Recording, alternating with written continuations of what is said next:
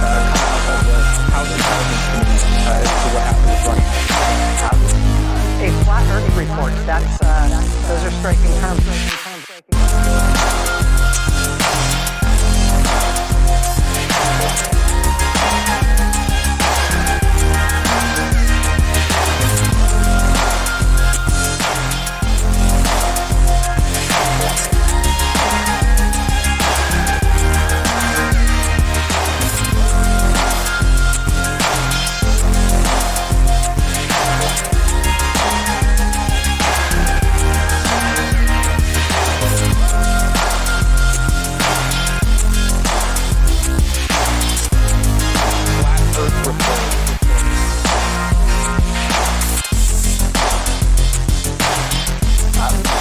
A flat Earth report.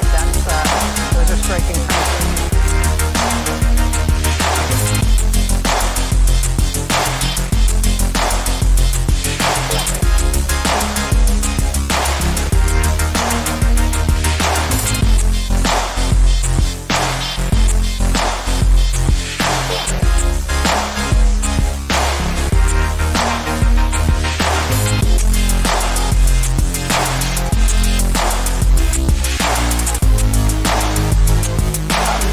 A flat Earth report. Those are striking terms. All right, thanks for joining me. Today is December the 26th, 2018. This is the Flat Earth Report. This is the Drudge Report for the Flat Earth. If you want to be in the know about what's happening, if you want to be the most informed Flat Earther on your block, you have to subscribe to the Flat Earth Report. If you miss it live, you can get the archives at infiniteplaneradio.com. infiniteplaneradio.com. Get on the list. You will get an unobtrusive once per day email breakdown that just contains links to the latest uploads. So I woke up today thinking about Don Petit. I think of Don Petit as the guy they put out there to deliver the bad news because you wouldn't punch a guy with glasses. You're like, hey, why can't we go to the moon, Don Petit? Oh, well, we lost the technology. If we had it, we'd go back in a nanosecond, but we lost it. You lost the technology that gets us to the moon. And so they put him in front, and then you just can't be as mad afterwards. And I kind of just laughed at him like, what happens, Don, if you get a leak in the capsule and you're in outer space? Because you're wondering, is my flesh going to be sucked off my bones and just spewed out there into the vacuum of space? And he's like, well, if you get a leak, you get a leak. Well, anyway, I remember this goofball talking about how the night sky from space is full of colorful stars, colors we've never seen here on Earth. It's like fireworks everywhere you go, an infinite universe full of just beautiful colors, a huge spectacle. And then I look at other astronauts who describe space as being black, like black, velvet, black, pitch. So which is it? I'm like, well, what is Don taking? So anyway, let's go ahead and take a look into Don Petit's space book. I had no idea that this guy was known for this. You see, because when you get down to it, this is all really about artifice, art. And so this is from spaceborne astronaut Don Petit's amazing space photos. Now, something to consider. Every one of these astronauts, they all cash in on their fakery. They all put out their books. Scott Kelly put out a book called Infinite Wonder. Well, Don Petit put this out, and I think before they had the masses of us looking at them, they were a little less careful about what they released. And look carefully at this picture. I mean, just go to space.com and do a search for Don Petit's space photos.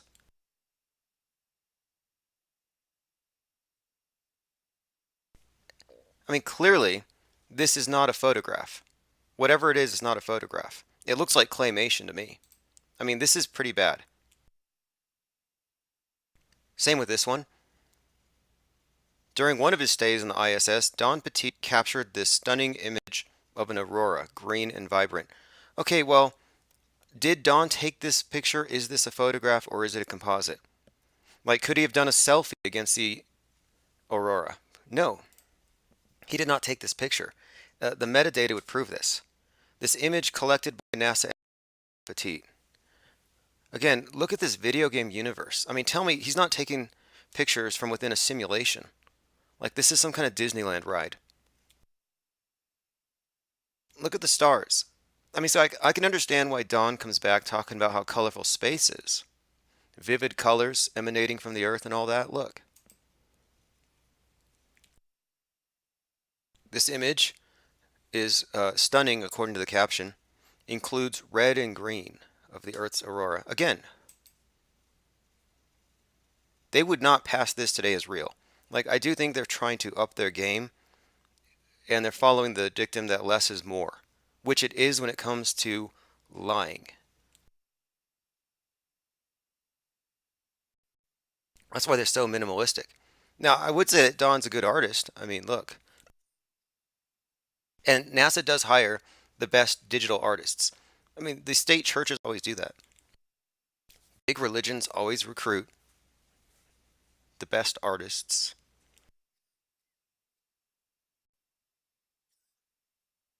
to articulate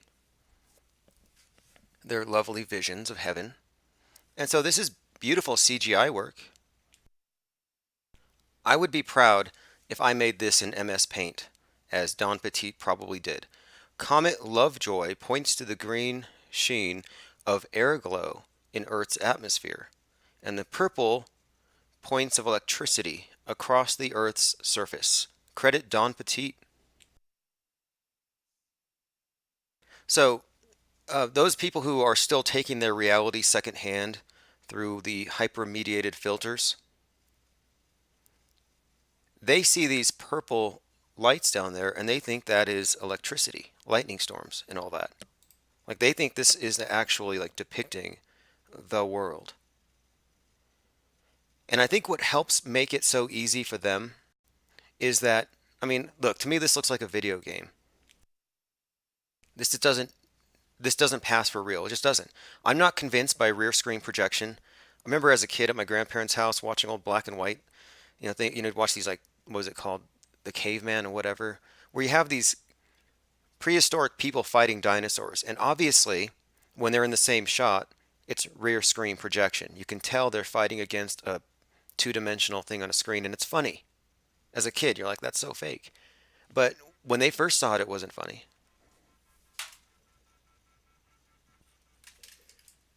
And then same goes for, here we go, this. I have the same sense when I look at this. It just doesn't pass off as real to me. I'm looking at it and my eyes just interpret this. As like I'm pretty much, what I'm saying here is that as a society, we are becoming increasingly sophisticated in terms of how we interpret visual information, and they're always trying to outpace us. And so the moon landing might have been convincing in the 60s, but if they did that again, it wouldn't pass. And what I'm looking at from Don Petit's pictures from 10 years ago, I don't think they could pass this off today. And this is the real reason why they're bringing down the ISS, why they're having to upgrade everything like as soon as possible. That's one of the reasons we predicted last year, if you recall. Last year we said, at the beginning of the year, we said 10 predictions for 2018. They're going to bring down the ISS. Well, it's got to leak. They're bringing it down. And they're not bringing it down because it's leaking.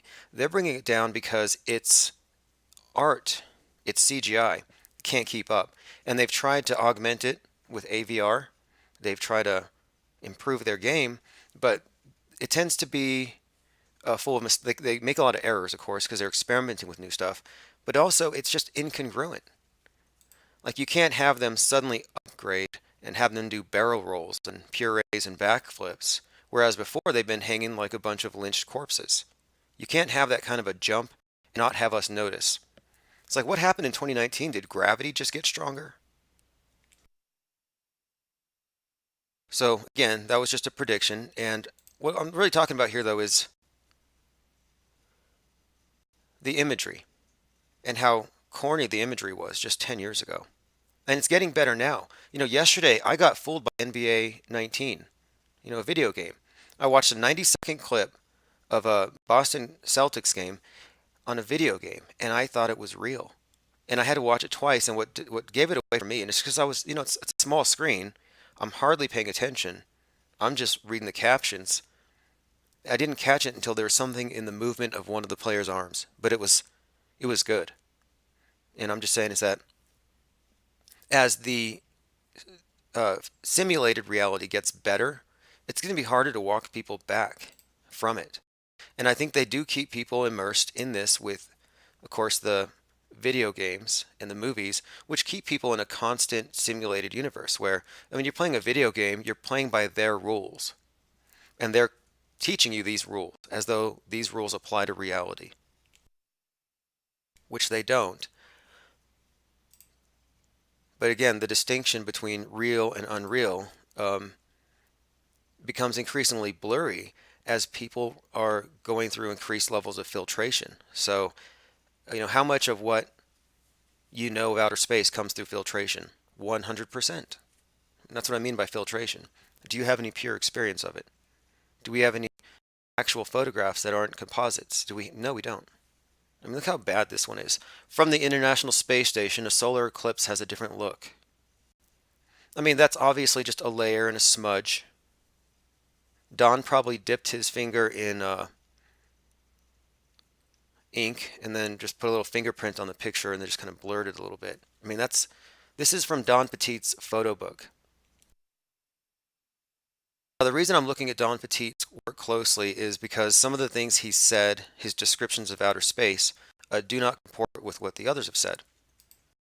Since I contend that what is going to bring down the space station is its photography from these hoaxers who sell photography books. This is what's going to give it away. Let me just show you really quick here. Okay, let's just take this for example. You're flying in the ISS 273 miles above the surface of the Earth, and you see a rocket leaving the Earth, right? So the Progress rocket, for example, is the last one where one of the Russian cosmonauts had a time lapse of this thing taken off from the surface of the planet. Well, from the ISS, from 270 some miles up, all of the images of rockets leaving the Earth show a vertical takeoff. Ground up, vertical takeoff into space. Now, from the ground, people see the arc, which they call the gravity tilt. So from the ground, people witness the rocket going into a gravity tilt. From 270 miles up, much, much, much higher than the people on the ground, there is no gravity tilt. So where's the gravity tilt on these rockets blasting into space? From the ISS, there isn't any. We have a commenter says, you know nothing, and this is one of these anonymous people who have no spines.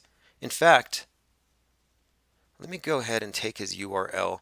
I didn't want to make this an issue today to discuss, but a lot of the people who've been patrolling our think tank for the last 2 years, we decided to go ahead and unmask them all. So if you're going to be here trolling, fair warning, we do have something set up to have all of your identities revealed because you're all obviously complicit, working with, or witnesses to a real long-term aggravated cyber stalking campaign. So feel free to leave your dumb comments and think you're anonymous, but you're not. You're not anonymous. That's my point. And getting somebody's docs doesn't require any judicial oversight. Like nothing. You don't have to file a court case or anything.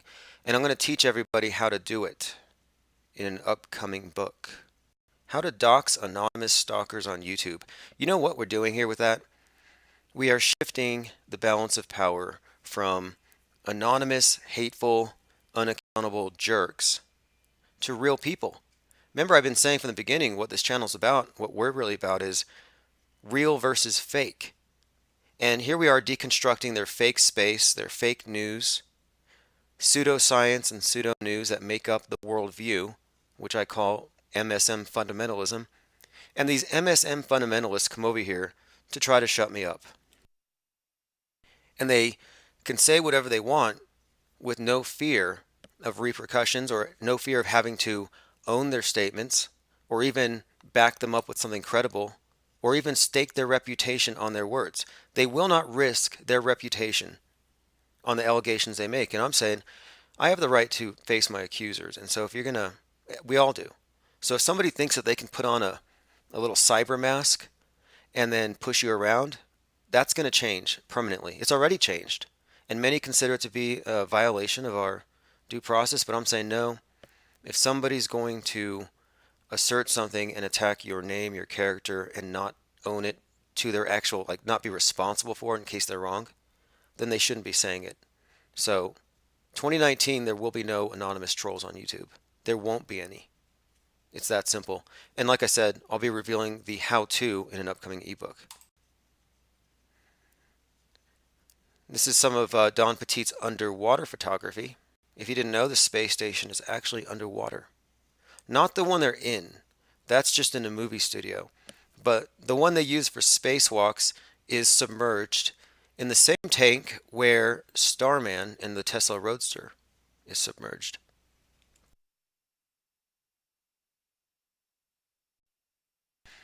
Now, I'm not sharing the comments here, but I'm looking and I'm seeing a whole lot of activity from the same troll. And part of aggravated stalking, one of the red flags, you have to make your case. One of them is, are they using sock puppets to get around your attempts to ban, and are they going cross-platform? And so opening up new sock puppets is putting you in the category of stalker.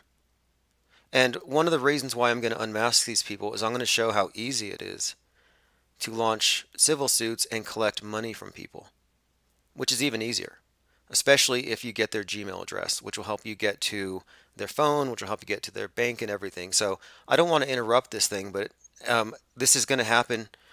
This is one of the things that we've talked about before privately is like for 2019, we want this channel to continue and we want to base it on research. And one of the things we're going to have to do is take into account that we've had a lot of opposition. This is my 44th channel in 1 year. Tell me somebody else who's had 43 channels shut down. Nobody. And so we're putting a stop to it. And not only am I putting a stop to it, but personally, I'm leading this thing right now. We're going to put a stop to anonymous YouTubers. If you're a YouTuber and you're using the cover of a moniker to say things you wouldn't say to somebody's face, showing your own face, you shouldn't be saying it. It's bad manners. And we have a way of enforcing good manners. If you don't like it, well then good. Stay away.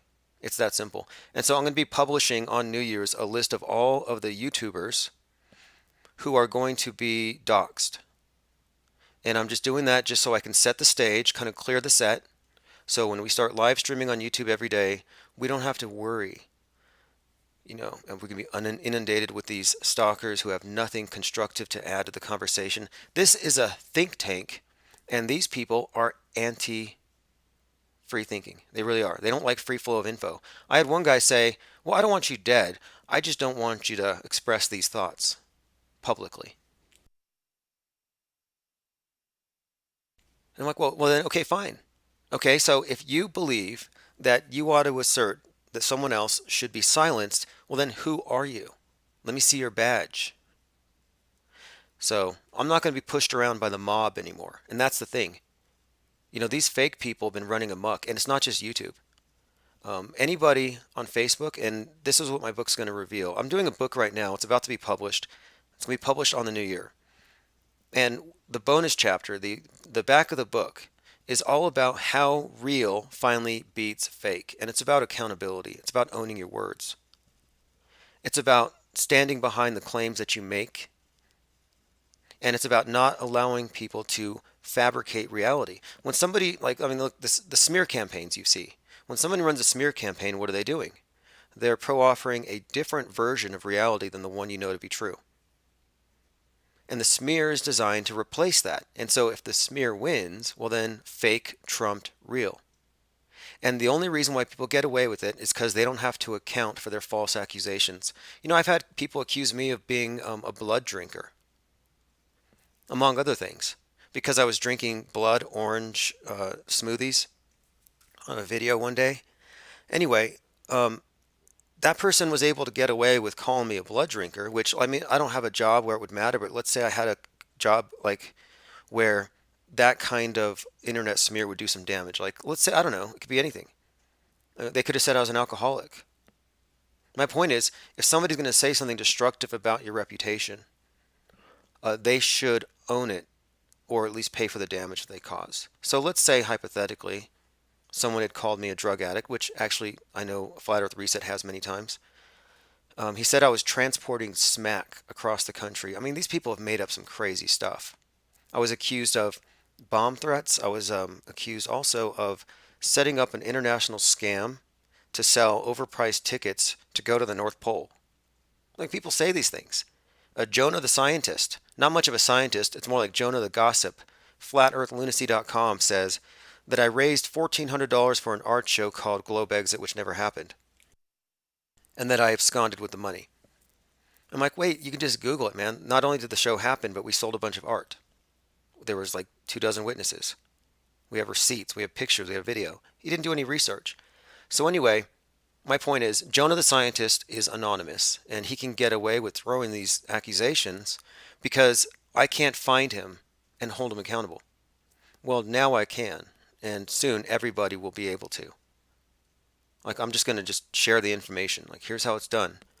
Because I'm going to dox Jonah the scientist so I can sue him for the lies he published about me on his website. So continue to come to my chat room and spread lies and act like you're not accountable because, like I'm saying, January 1st, 2019 is the end of being anonymous on the internet. And it's not a civil rights infringement because the only cause for you to lose your mask is that you're doing something to infringe on somebody else. You're either stalking them or you're doing a copyright infringement. But there are ways to dox you, and we don't need anything more than your YouTube URL. So every one of you commenting here, you've been logged. We be friends now. You know nothing. You've been logged. So good luck with that. Let's continue. We kind of got sidetracked. We were making fun of Don Petit's crappy photography. And I had someone come in here say, how dare you insult that? That's an actual picture of the globe. The holy icon of our religion. It's like, no, man, that's CGI. I've seen better graphics on my Nintendo. And that's what I was kind of making, I was pointing out about Don Petit and the timing of it. Don Petit's videos, or these pictures, and his publication, his book came out in 2016. Okay, so 2016 was like right after the Flat Earth Genie had kind of like, come out, but it was before they, I mean, look, right since then, 2016, 2017, and all through 2018, they've become under harder and harder scrutiny. And I think that they really kind of went a little too far with Don Petit's silly pictures. It looks just really bad graphics. Okay, well, let's continue. If you haven't seen it yet, this is the Rocket Man teaser trailer. It's been updated, and I wanted to share this with everyone today because the movie's about to come out, and I don't want you to mix it up with a corny-looking Elton John Rocket Man, which is coming out soon. Okay, anyway, here's the trailer. And that's a link right there. Go to patreon.com/MadMikeHughes if you want to support him and get on his list. Waiting for the trailer to play. Okay, I'll just open it in a new window then. Okay, anyway, Rocket Man teaser trailer. I'll find that shortly. I'll just play it at the end in its entirety. Okay, so Don Petit demystifies the art of taking photos in space. Again, the reason why I'm focusing on this is that the Achilles heel of the space station is its terrible photography. Michigan Permaculture says, I had a sweet, flat smacking session with a Christian friend this morning. Should I push him towards Skiba or does he need to be full red pill? Good question. I don't know. I mean, like, the fact that somebody's Christian. Okay, let me rephrase this for you then. Yeah, I told my friend that climate change is a hoax.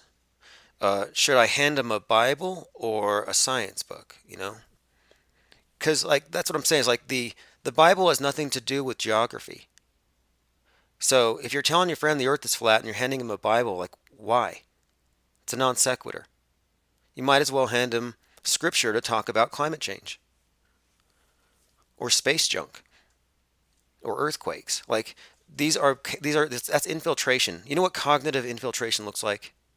It's when you throw in a bad idea into a good thing and you use that to contaminate the pool of information and then to dilute the integrity of the conversation. So if you're directing him towards biblical literalism, I would point out this too. First, one thing I've noticed about biblical literalists who supposedly take it down to the letter, none of them agree on anything. So what does that tell you? Have you ever met two people who take the Bible literally who actually agree on everything? No, they don't. And this is just the nature of religion and how futile it is to try to regiment the worldview of a great number of people. You end up having to shave a few people off. You can't make an omelet without cracking a few eggs. You have to get rid of the ones who do not want to conform. Okay, so Don Petit's work on the International Space Station. Oh, so to answer your question, I would say if you're steering your friend into religion, then you're doing him a disfavor. This should be anti-religion. It's about worldview. I would tell him, hey, not only is the earth flat, but nobody died or cried at any of the school shootings that you've heard about in the last 17 years. Like, that's what I would do. I would tell him you can't trust history. You can't. History is just the mainstream media of the past. I mean, I don't even know where to start. I don't evangelize this stuff.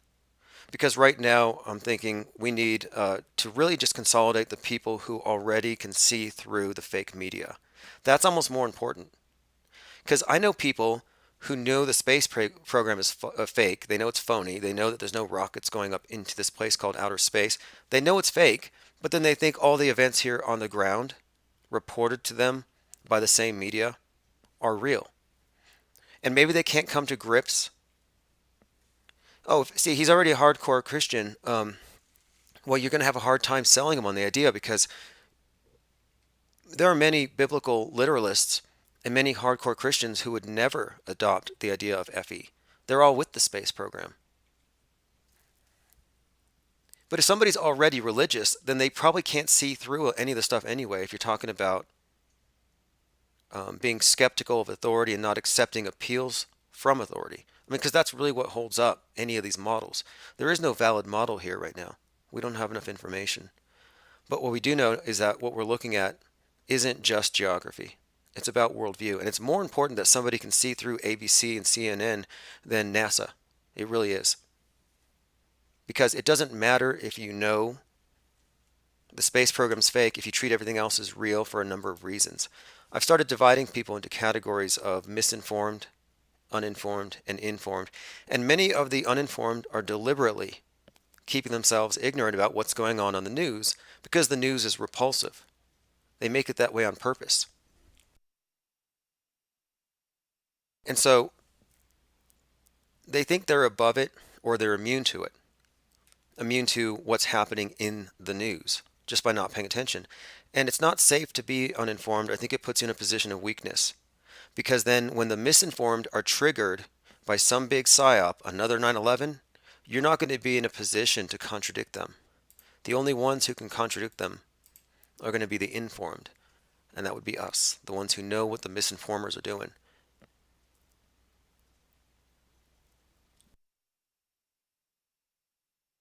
So Michigan Permaculture is talking about his friend, who's a hardcore Christian, who is an engineer. And you're talking to him about this FE thing. I mean, I think it's more important also to just focus the conversation not on it is this because you don't know. Nobody knows. But what you can steer them to is, are you aware of the difference between pseudo news and news? That's why I'm focusing on the media so much, because it's pseudo news, pseudo reporting. And even if you're making a factual report, well, you're doing so standing upon a heap of false reports, misrepresentations, atrocity propaganda. So pseudo news and pseudoscience. These two things do make up the worldview that the mainstream media posits is the authentic one. That is your New Testament of the day, the MSM worldview. And when you disagree with it, you're a conspiracy theorist. It's just another way of saying heretic. And what they generally do, these state religions, and we do have a Scientocracy for all intents and purposes, is they stamp out the heretics. But the problem they're having now is the heretics have formed communities. You know that if you are questioning the globe, you're essentially a Protestant, because that icon is the emblem of that religion, which is just the Roman religion, just dressed up with a whole bunch of pseudoscience. They revamped it. We talk about this all the time. It's all just been rebooted. The whole system is just another state church. And heretics have always been, burned at the stake, marginalized, or whatever. But in this case, we're actually accumulating a body of knowledge and information where I think we're in a position right now to deliver a really, I think, deliver a charge, or actually just make a claim, state a claim in some very public way that, hey, look, we can prove this, this, and this to be false. So now we should no longer proceed as though these things are true. I mean, we don't have to expect anybody to make any sort of corrections. I don't expect Anderson Pooper Scooper or Megyn Kelly or Alex Jones to go back and undo any of the damage they've done.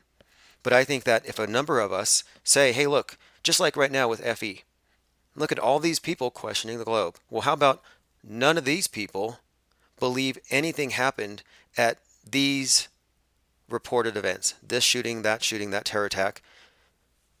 It's not like it's a small number of people that they can marginalize. And that's kind of my point here. Last year, it's just barely over a year ago. No, actually, it was less than that. We have two things happened. We had Starman, then we had the Parkland shooting. But at that time, things became very surreal, where we're watching Starman, we're looking at the bubbles coming out of the car, we're laughing at just the bad production value. We're like, this thing is so fake. Nobody's going to believe it. This is going to end now. We thought Elon Musk jumped the shark with that ridiculous stunt, that ridiculous car commercial. But then people believed it. And so things became a little surreal. And I was thinking, okay, well, we're in the minority of people who aren't tricked by that. And then the next thing comes up, Parkland, the whole fake school shooting thing. And we're kind of like also looking at this and who sees through this, who doesn't. And I realized if you couldn't see through both, then you're still in a hyper-mediated surreality. You're in a fundamentalist worldview. That's when I started using the term MSM fundamentalist. And the answer to this is not to just say it's fake, but to actually analyze it, deconstruct it, and then try to figure out what its utility is. So they try to say, no, the people who are calling these things hoaxes are just mean, or they're just conspiracy theorists with a right-wing agenda to oppose what they see as a valid argument against gun control. It's like, no, this is not a partisan thing. They're trying to brand auto-hoaxing or climate change denialism as a right-wing thing, and it's not. Now, the people who are guided to right-wing on principle of maybe limited government, might find a lot of these ideas in their path because, yeah, they're seeing a concerted attempt to influence the culture against gun ownership. Like, that's not really the issue here. The issue is the NRA, apparently, they say, I guess they posture as being for the Second Amendment, but the NRA has never called out a PSYOP, like a real one. Has Q called out a PSYOP? Has Alex, look, and it doesn't count. Sandy Hook doesn't count. Sandy Hook's clearly a limited hangout. It's not an anomaly. This is one of their strategies that we've kind of honed in on as well. Since their cover's been blown, and Sandy Hook has to remain an anomaly. So they always focus on that one. Because if people saw that there were 10 or 15 or 20 in a sequence and they recognized that this is part of a bigger strategy, it would be game over. They wouldn't be able to keep up with it. It'd be too many fires to put out. And so right now there seems to be an effort to demonize people who engage in what they're calling denialism. They've been using that against the right for like a decade. Actually, the right uses it against the left. oh, you're a terrorism denialist, or like so. One side accuses the other of denying what the other side is threatened by. So people who don't believe in global warming are called denialists. And the implication being you're denying the facts that are right in front of us. And it's like, well, no, the facts aren't in front of us. They're on the TV being presented to you. And it's the same thing with these school shootings. Do the events actually reflect something happening in reality, or is it just something happening on the TV or the hyper mediated, this very overly mediated surreality, the MSM worldview? And so the people who only take their worldview from that box, from those screens, and from those pundits, including alternative media, which is just astroturfed anyway, they're not in reality. Their reality is being filtered through that box. And so to them, the climate's worse than it actually is. Terrorism is everywhere. Terror cells, ISIS, Al Qaeda, the Taliban, they're out there in your nearest mosque. Anywhere, anytime, any one of these schools could be shot up by some psycho kid. And even if we do everything we can to mitigate climate change, a super volcano could blow and blot out the sun anyway.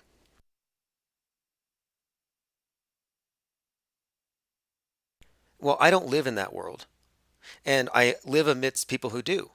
And now I'm understanding something here about this worldview thing, and that's what it's about. So if you study those people, they were just batshit insane, Westboro Baptist Church, probably a government op. But those people lived in their own universe. And they used to say, or they said, oh no, we are Calvinists. They were tulip Calvinists. They were the ones who believe in predestination. So like they're already saved, we're already damned. And their job is to just avoid us and witness how bad we are. So their job is just to call out everybody else. But they're in their own little universe. And everything that they see in the world is interpreted through that lens, that filter, that just kind of really just distorts and corrupts everything. Okay, well, that's just a small version of what we're in. The MSM worldview is the dominant world view. That's why I call it the one world religion. Complete with doomsayers, prophecies, alien saviors, creation stories. It has its own priesthood. But it is the state church.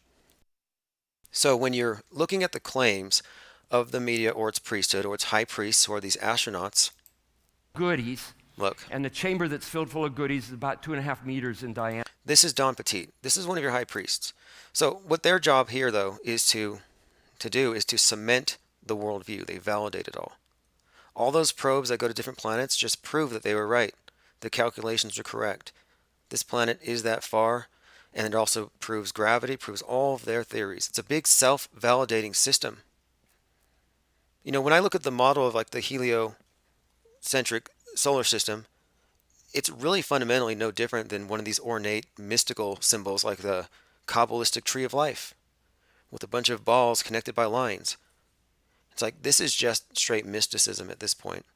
And it's all done through artwork, and then you're given information from people who've been there. These are the high priests who've seen things that you, the uninitiated, can't because you've never been up there. But listen to this. This is Don Petit describing how beautiful heaven is. Diameter. And then we unload all the goodies. Then we fill it full of our garbage, which is mostly buckets about this big filled with poop. And that's Don Petit. Buckets this big full of poop. Yeah, he did just say that. I mean, that's all these people fixate on. Very jolly fellow by the name of Oleg Kononenko. But I want to hear him talk about, this is him talking about his photography. Or pitch black, and there's almost no in between.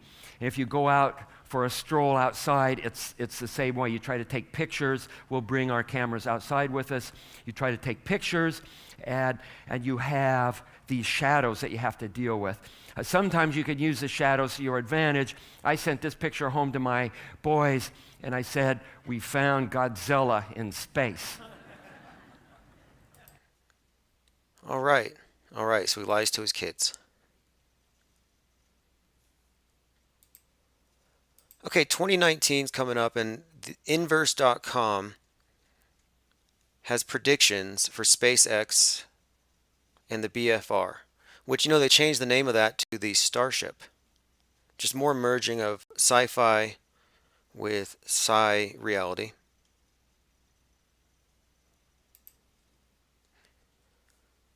If you're in the chat room, go ahead and subscribe. And if you need a wrench, let me know. The rule is just get rid of obnoxious people who are being counterproductive and store their URLs for me. Okay, here we go. I'm just looking at the dates and how they keep changing it because I just seem to remember, I think it was last week. No, what was it? When was it? They were supposed to have sent somebody around the moon by now. Last year, Elon Musk promised to send a couple of people around the moon by, it was supposed to be, I thought, December, early December. Anyway, 19 predictions for 2019, what Inverse thinks. The Starship is a key aspect of SpaceX's plan, with a focus on reusability at its core, which again wasn't even his idea. Nothing original there. Okay, here we go. We're going to watch the predictions for 2019, and this has to do with Starship, which is the new name for BFR, which is a horrible name anyway.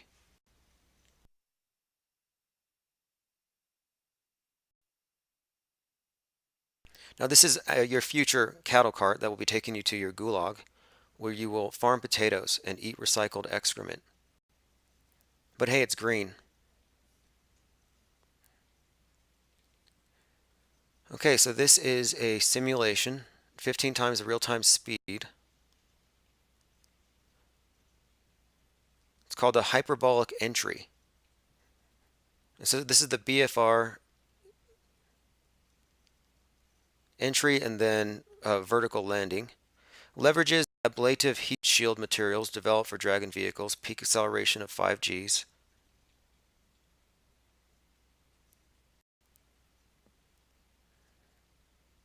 Over 99% of energy removed aerodynamically, supersonic retro repulsion. Now again, you can find this exact same thing like almost a century ago. I mean, really, no, it's like 60 years ago. Werner von Braun's rocket models. I mean, of course, it's all Disneyed out, just cartoon, wasn't CGI like this, but it was the same thing. Reusable rockets landing just like this. Did not invent it. Neil deGrasse Tyson said, Elon Musk is the Thomas Edison of our age. It's like, no, he isn't. He didn't invent anything.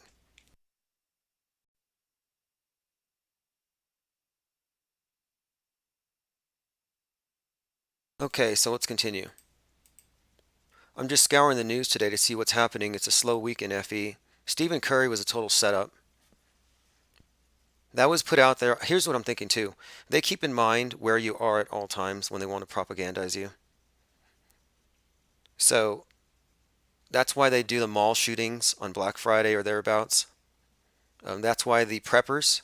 Okay, how many of you guys saw so-called truthers out there? And listen, if you call yourself a truther, but you're exaggerating how bad things are because what you saw in the news, you're what we call a fake enabler. You're no longer a truther. You're enabling the fake MSM fundamentalist worldview to continue to exist. You're giving it credence. So every year I've noticed, and this has been really since I started paying attention, that the preppers really get excited around early November. By the end of November, by like the last week, right before Black Friday, they're convinced the world's going to end and that maybe Black Friday will be the day that it all goes down. And they're unloading all the inventory at 33% off or whatever, and then bam, they sell all their stuff. And then I see YouTubers saying, hey, we've been hearing from a lot of people, if you haven't prepped, get your MREs right now, stuff's about to go down, power's going to go out, get some batteries. So they start telling people to prep right before they go do their holiday shopping. So it's like, well, what am I going to buy for my family member here? A Chicago Cubs jacket or enough supplies to make it when S goes down. So I'm like, every year they do it. So it's just more doomsaying. And so I happen to see some people I kind of respect out there on YouTube prepping because the world is going to end before New Year's or something. They didn't say that specifically, but that's the point. It's like if I have to get my stuff now, then it's happening soon, I take it, because my supplies aren't going to last forever. So when is the end of the world? Can you put a date on it? And I think a lot of the deceivers who do doomsaying and hope saying rely on your short memories. So Donald Trump was promising hope in 2015 when he said, hey, you get me in, I'll build the wall. And if those filthy, lying, no good Democrats don't want me to build the wall, I'll just put the military up on the border. And people are just chanting, build the wall, right? And it would be necessary because the Mexicans are coming over here and killing us all, right? And we need the wall. Well, according to a lot of the propaganda that the right wing was hit with during that time, yes. In fact, there were some psyops, I believe, run that I need to investigate. Look up, I think it's Kate's Law. There's like a series of illegal immigrants doing horrible things just around the border around the time that Trump was agitating for border control. And I'm curious about how many of those reports are just 100% fake. So anyway, it's 2018 going on 2019, and there's still no wall, but we're still here. The invasion didn't happen, so did we need it in the first place? And yet, instead of people doing what I did and turning their back on the whole process, people are behind Trump again, chanting, build the wall, build the wall. And he's like, I would, but the Democrats won't let me. It's like, I thought you said you're going to put the military on it. But see, all politicians recognize that the mob is fickle and that they get the vote and that's all they really need to do. So you all got used and you didn't need the wall anyway. Nor did you need the bigotry that came into thinking you needed one in the first place. Nor did you need the xenophobia that's being programmed into you by pundits.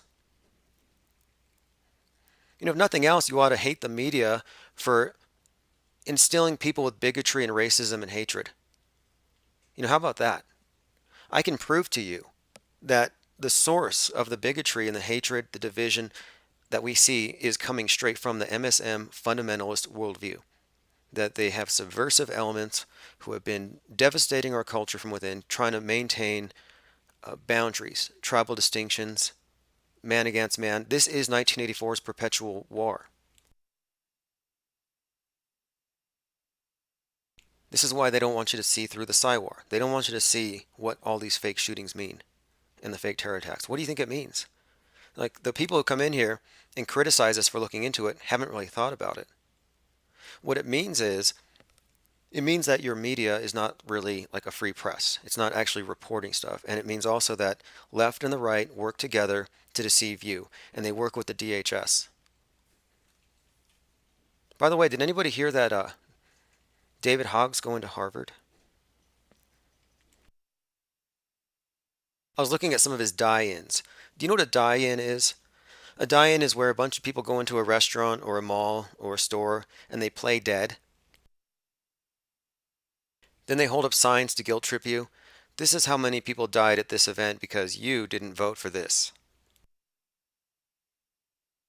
Okay, well, if you know what a die-in is, that's what a fake school shooting is. It's that simple. It's a die-in, but instead of pretending to be dead just for the short duration of the staged event in order to affront the people at the place where they're doing it, because this is just street theater. Instead, they maintain the illusion. And now, where are the bodies? Good question.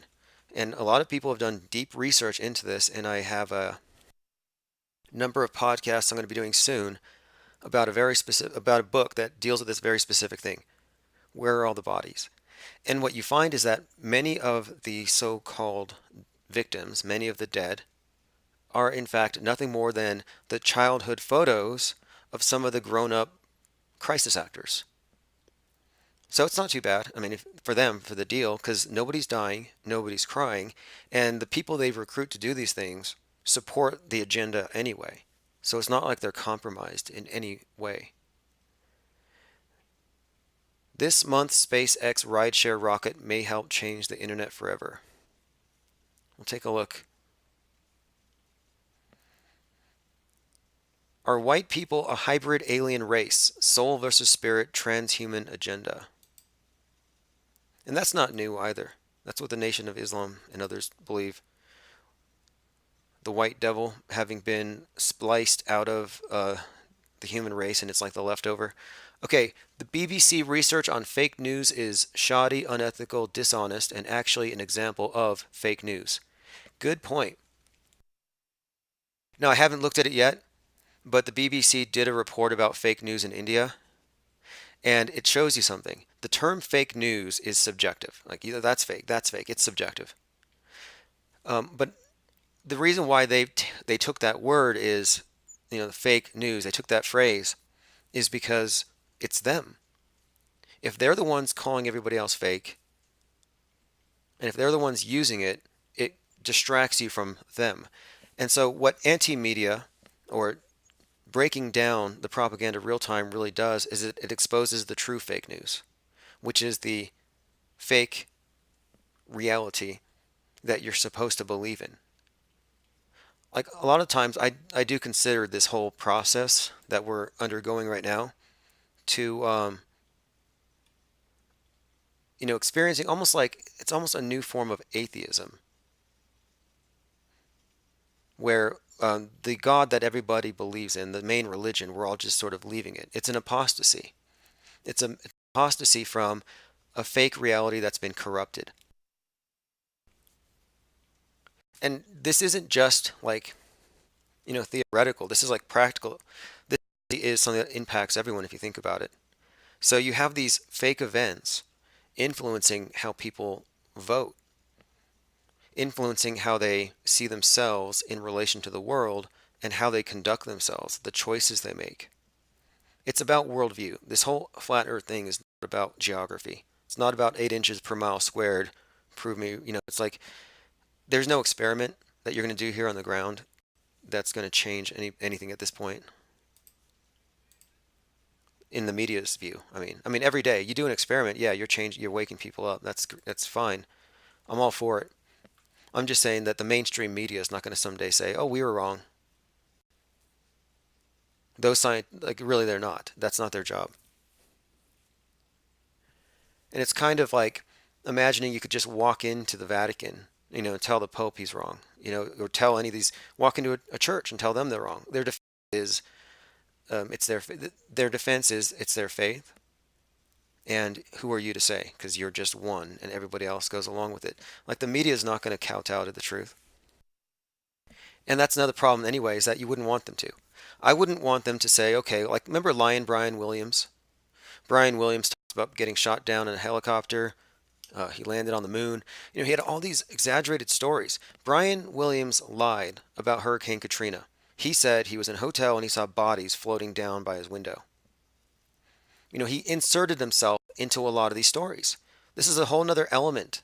We talk about crisis actors. Well, these pundits throw themselves into the stories. They write themselves in. And so Brian Williams got busted for a whole bunch of lies. And he disappeared for 6 months. And he came back. Lion Brian. But the stuff he made up, it was like, well, was it really Brian who was lying? Or is the whole institution a collection of people who lie? Standard operating procedure. And he just became something of a scapegoat because he got called out on it. And what happened was, he was at a football game and he got a special mention before the pledge, and they said, and Brian Williams, who was with these National Guardsmen and was shot down in an Apache helicopter in Iraq. Well, one of the National Guards guys called the station and called around and said, no, he wasn't in the one that went down, and it didn't go down. He was never in any danger. So, you know what Brian Williams said? He said, I misremembered. Misremembered? So, anyway, the whole point is this.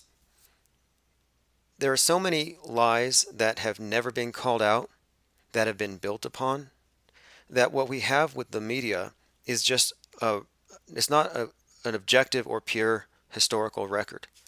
And yet it's treated as one. It's treated as an authority. That's why I call it the New Testament of the day. The MSM worldview is the authority by which everything else is measured. And I think that's crap because it's easily debunked story by story, or even when it's not, their stories are still based upon these other ones. So, for example, if you pull the plug on Sandy Hook, how many other stories that tie into that have to also go away? How many different threads? It's like pulling a thread in a sweater, the whole thing just unravels. So, there's no saving the media and there's no replacing it because you know what? We don't need it. We don't need a one world religion, do we? I don't think so. And yet you have one if you buy into the MSM. Even if you know this place is stationary and you're certain of it, you're still in that if you still don't recognize what the hell the MSM really is. And they don't like us questioning their priests up there in space, and they certainly don't like us questioning the ones down here on the ground. Alex Jones was running cover for them, getting sued by Sandy Hook or Sandy Hookers. And it's all a ruse because Alex Jones called his friend who happened to be at Vegas during that fake shooting, and his friend validated for Jones's listeners that it was real. And then those 55 people who were shot at 13 months later are at another country music concert where they get shot at again. I mean, do you realize how crazy that is? And it's crazier when you realize that the second time they were shot at was down the street from when, at the exact same moment that they were getting shot at, a drill was being conducted at a school or something where there were 50 crisis actors. And you know what they were doing? They were reenacting Vegas at the drill while these people who were actually shot at in Vegas were getting shot at, if you believe the official version of events. And it's okay if you don't believe. That's the main thing. Okay, so the Fox 5 crew with Greg Gutfield, they were sitting there talking about Stephen Curry, who said he doubted the moon landing. And of course, he since corrected it, and he went overboard. Stephen Curry actually went on to a FaceTime session with Scott Kelly. And by the end of it, he was saying, well, there's no reason for anybody to question the achievements of America or to doubt science. You have a ball dribbler, very popular one, telling people not to doubt science. Okay, well, isn't doubt sort of implied in the whole scientific method? Inquiry, asking questions. You know, the guy was obviously reading a teleprompter. It's not like he knew what he was saying. You could hear it, and Scott Kelly was just there to correct him and to reach out over the basketball player's head to his audience. You know, Stephen Colbert, if you recall, he got a patch from the ISS as an award for his work because he's been so helpful reaching certain demographics. You know, the late night talk show host reached the youth and propagandized them with space, with space stories from these fake astronauts. And so they awarded him with that. They also named their treadmill the Colbert, which I think kind of makes sense. I mean, these people, these sellouts, really are just like they're really just handing over their platforms. They're becoming vehicles for this other agenda, which maybe they don't know. You know, maybe they see nothing nefarious in it, or they're in on it. But whatever the case, you know, the idea that they're faking space is important because the premise of it is, if they're faking what's up there, then, as in like, if they're faking the size of the Earth, for example, we'll start with that because we can't say unequivocally it's flat. You don't have enough information. But if they're faking it enough to where people are, you know, willing to follow them to a moon base or a Mars base, then the fake becomes real. You know, fake versus real. Real loses. And we may actually, you know, like China just landed something on the dark side of the moon, or they're going to in the next 2 weeks. They're orbiting now. But I think they can pull it off.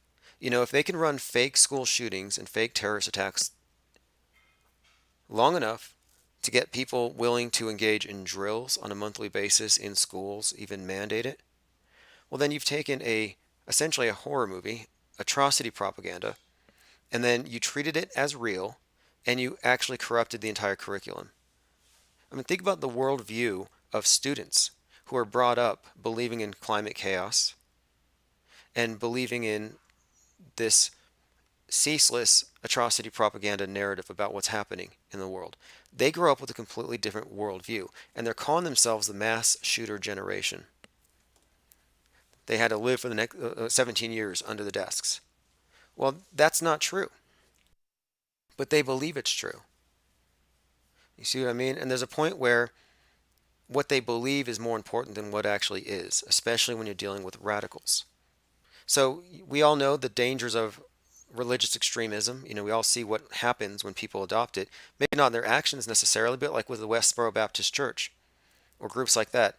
They isolate, they become very cultish, very hateful, it escalates from there.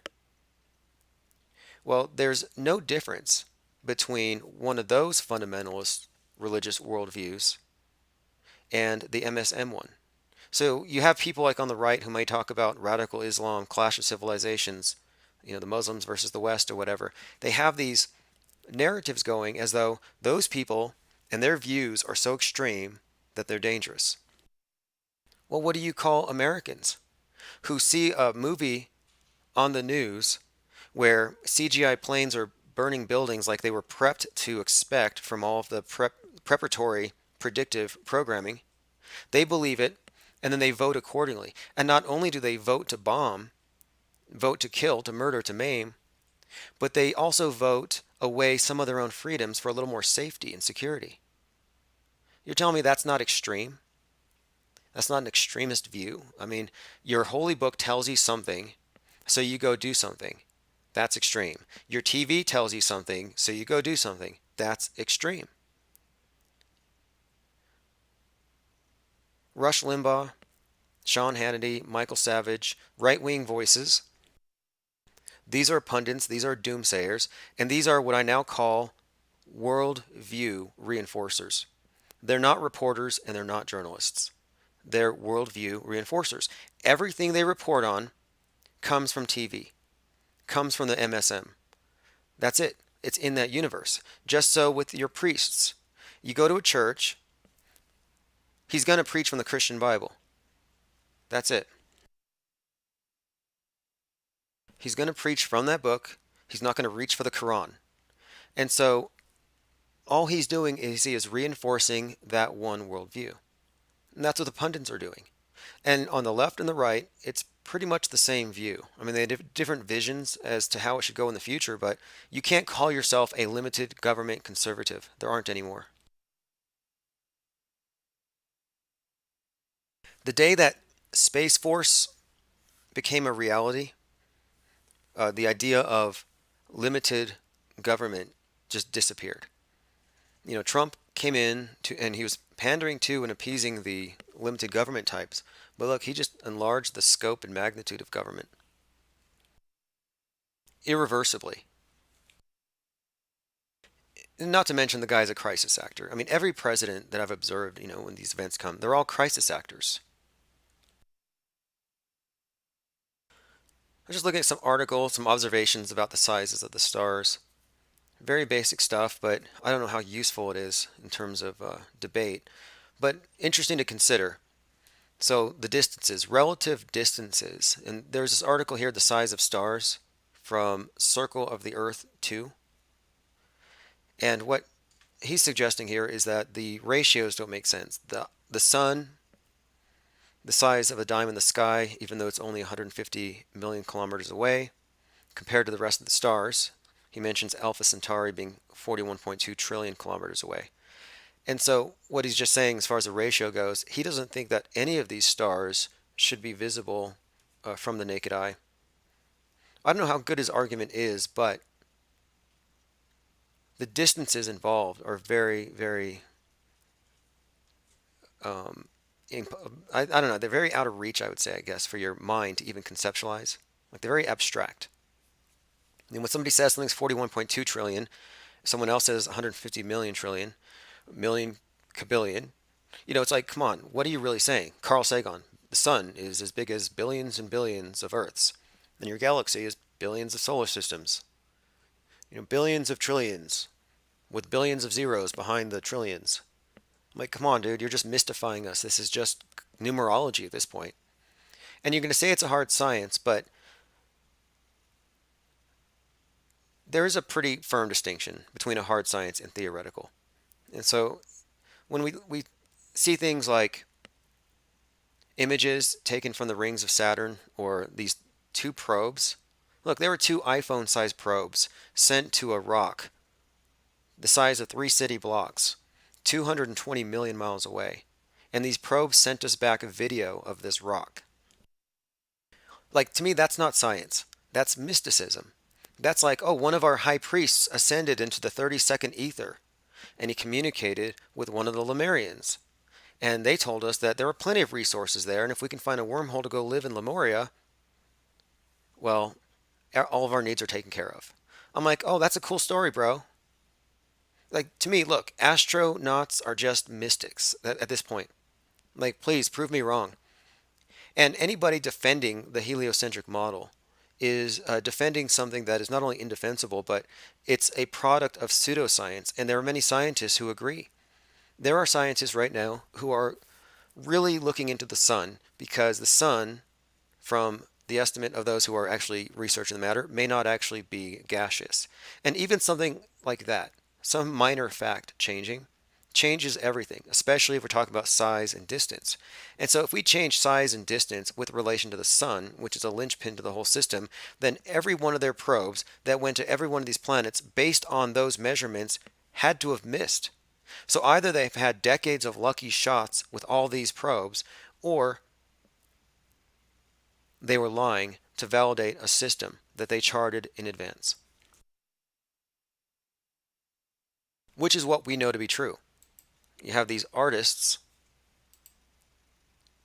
providing us with pictures of this Disneyland. And look, if you believe in Mars bases and lunar bases and outer space travel, you might as well wear Disney ears on your head. For as seriously as we should take you as a fellow member of Realville, like, you're not here. You're not in reality if you don't recognize how fake it is. And I don't mean it to be, you know, I'm not trying to disrespect your religion. Like, I understand, but you're in a religious worldview and we're not. We don't share it. Like, you might look at some deeply indoctrinated, high-ranking Scientologists, and you might feel a little like, okay, well, these people are part of a strange cult and worldview.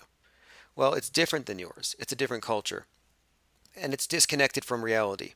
Well, so is yours. Because remember, the same people who brought you the NASA space religion, when the whole thing was being created, it came from the same source. You had L. Ron Hubbard, from the author of Scientology, creator of it. Hubbard was there at Ground Zero JPL when they created this system, when they created your space age mystery Babylon.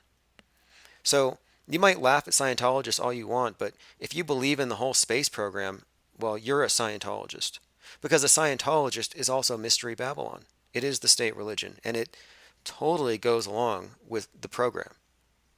Did you know that they had Scientologists in yellow vests at 9/11 doing back rubs for EMT workers? Like, whatever they were doing, how did they get that access? Knowing what we know about what 9/11 actually was. That wasn't disaster response. That was actors on the scene. And there you have it. Just interesting to see the mix of, and that's something else to consider too when you look at these events. Like, during 9/11, on that day, the head of the NRO, National Reconnaissance Organization or Office, they actually had a scripted, ready-to-roll drill for the World Trade Tower to prepare for what would happen if a plane crashed into it. It was that day. There was more than 2 or 3 dozen drills being carried out that day. And so when you're looking at these psyops, it's not just a few crisis actors and a couple news reporters. No, it's the EMT, it's the DHS, it's all these different agencies. It's what Wolfgang Helbig calls a capstone event. If you look at how interconnected it all is, also EMT, also all the... look how many of these psyop events are followed by blood drives. Fake tears, theatrical blood one day, the next day, real tears at these mass grieving ceremonies, candlelight vigils, and real blood, because American Blood Services rolls up, here, give us your blood, for the victims. What victims? I mean, they're carrying out these sacrifices in a in a fake staged event, but they're actually getting blood and money and tears out of the masses. I mean, it's brilliant if you think about it, and it's an act of extortion as well. They're extorting essentially guilt, using guilt tripping to get stuff out of people, to influence how you vote. They get the celebrities involved, very polarizing. And they have found ways to add layers to the deception to prevent us from deconstructing these things. And I see them doing it real time. And when I say us, I mean it's like anybody who's calling out these fake events, I think we're all being studied and they're adapting.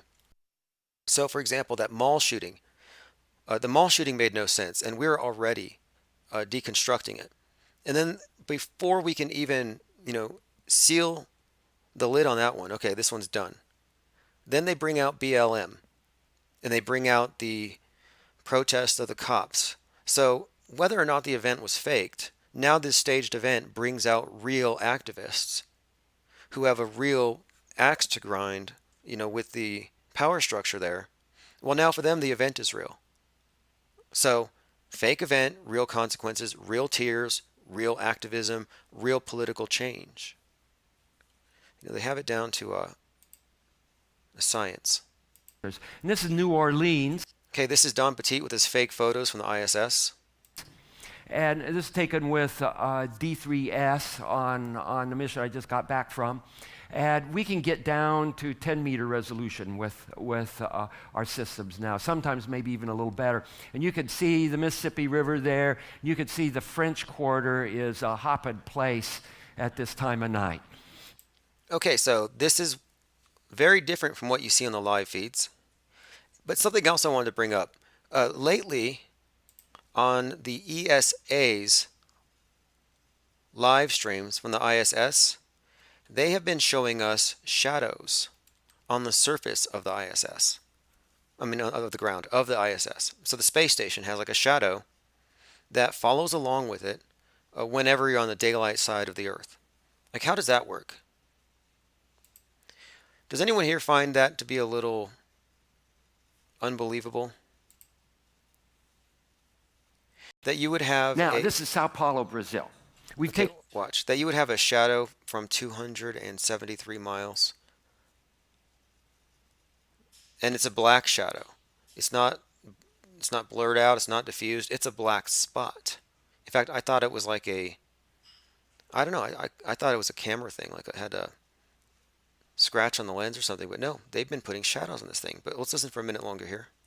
Taking pictures all over Earth, and it turns out there's a triangle between culture, technology, and geography that dictates how we spread our lights around. And the blue area, or the blue-green area, that's mercury vapor lighting. And you can see the sodium vapor lighting from the burrows that are growing around it, and then you can see the coastline. So our cities at night, embedded in this database, is something about who we are as a species and how we spread our lights around. And cities at night may actually be one of the most beautiful unintentional consequences of human activity. Again, what they give you all the time, and this is why I call them the high priests, is they give you the God's eye view. They can tell us things about us as a species, as a collective, from way up there. Same old story we always get from the priests.